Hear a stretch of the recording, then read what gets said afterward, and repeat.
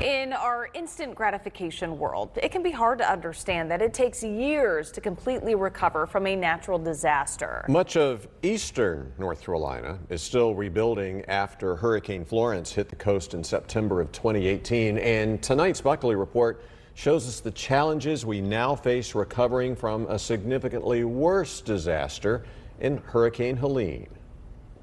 When you saw the destruction of Helene, what did you think? I thought it was the worst devastation I've seen in my lifetime. I've never seen anything on that scale ever. We had 23 counties underwater with Hurricane Florence, but we've never seen the extent of the damage that we saw with Helene across such a wide area from the Virginia line to the South Carolina line. And you must have thought, I have a lot of work to do. Oh, absolutely. But when your home looks like this, well, this is what's kind of left of the building. where do you start? I mean, I'm sorry, I'm probably going to cry on this. People like Carter Francois, who owned the Alpine Inn in McDowell County before it was washed down the side of a mountain, started with his insurance company. They're telling me to go F off right now. Really? Yeah. Unfortunately, much of that damage was uninsured flood loss. That is the biggest problem we're facing in the U.S. today, a lack of flood insurance. It is the #1 gap in coverage in areas that were the hardest hit, in particularly the Asheville area.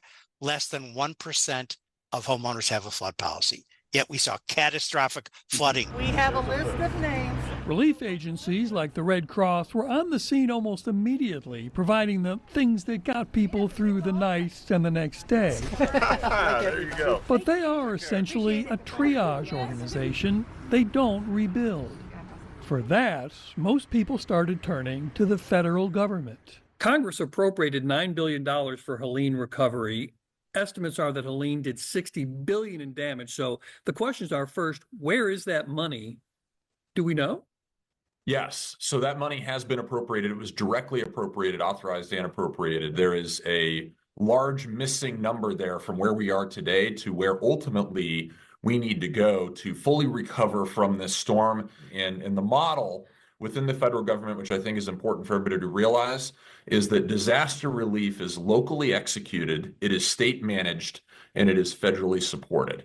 And some might say that it's been locally executed, state mismanaged, and federally obstructed, which is one of the reasons I met with FEMA for 3 hours. FEMA has contracted with the Army Corps of Engineers when it comes to removing debris, but when it comes to rebuilding, because FEMA has a maximum liability coverage provision of roughly $85,000. It's $42,500 for a structure and $42,500 for contents. And so someone that's not properly insured, that was not in a flood zone, that ended up being in a flood zone that did not have flood insurance, there's no remedy for that. the people in the mountains want whatever remedy is available to come more quickly. They complain that FEMA in particular works at a snail's pace.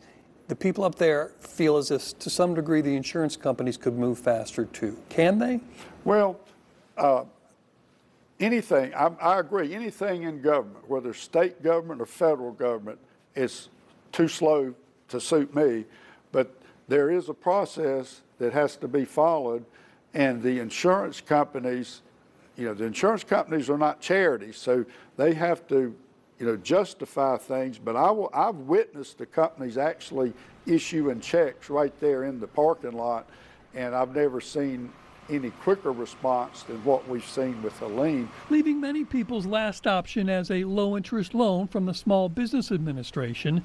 But what most of the people in the mountains say they need is cash. Not everyone is willing to take on a loan. We offer the program for those who are willing to take that on. But so many people in the mountains feel as if they've taken on all they can already. Bob Buckley, Fox 8 News. North Carolina Insurance Commissioner Mike Causey, who you saw in that piece, says you need to understand that most insurance policies pay out what they call current value, which is often far below what it costs to replace those items, and you should really ask your agent about that to be safe.